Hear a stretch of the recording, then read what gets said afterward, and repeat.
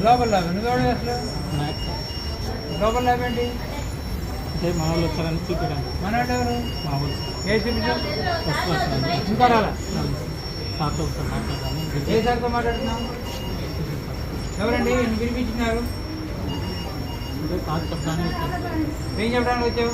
మన పేషెంట్ వస్తున్నాం sir, global lab నుంచి లక్ష్మణ్ గారు. హౌస్ పోస్ట్ పోలీసు రండి.